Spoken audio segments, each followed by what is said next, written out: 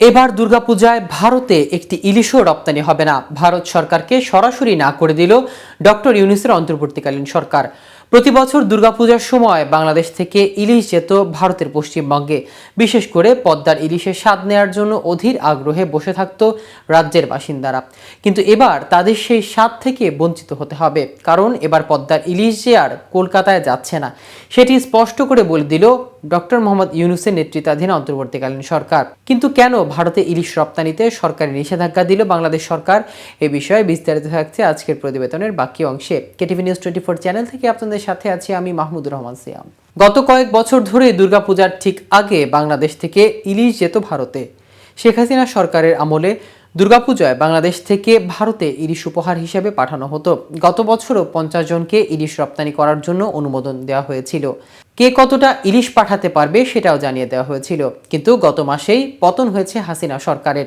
এখন বাংলাদেশের ক্ষমতায় অন্তর্বর্তীকালীন সরকার, আর এবার বাংলাদেশ থেকে পুজোর আগে ভারতে ইলিশ আসবে না বলে জানিয়েছে অন্তর্বর্তীকালীন সরকারের মৎস্য ও প্রাণী সম্পদ মন্ত্রণালয়ের উপদেষ্টা ফরিদা আক্তার।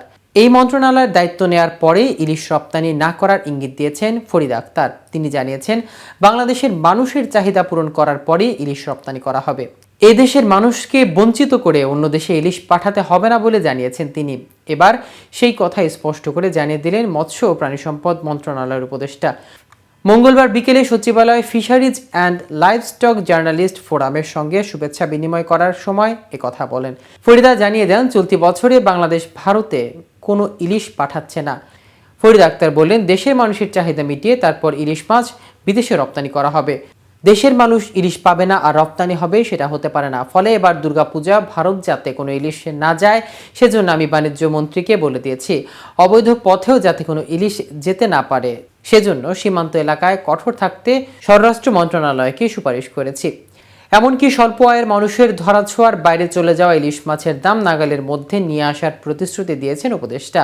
বাংলাদেশে বন্যার ক্ষতিগ্রস্ত খামারিদের ঋণের কিস্তি 3 মাস স্থগিত রাখার বিষয়ে সুপারিশ করা হয়েছে বলে জানিয়েছেন উপদেষ্টা।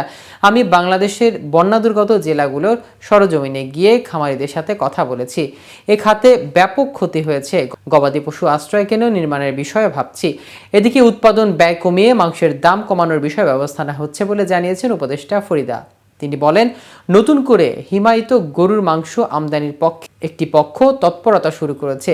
আমরা কোনো মাংস আমদানি করতে চাচ্ছি না। এদেশের এখনও লাখ লাখ খামারি গবাদি পশুর লালন পালনের সঙ্গে জড়িত। প্রতি বছর কোরবানি ঈদে 20 থেকে 25 লাখ পশু অবিকৃত থেকে যায়।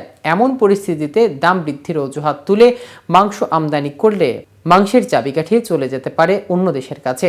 আজ এ পর্যন্তই। নিত্য নতুন সকল আপডেট পেতে কেটিভি নিউজ 24 এর সাথেই থাকুন। ধন্যবাদ সবাইকে।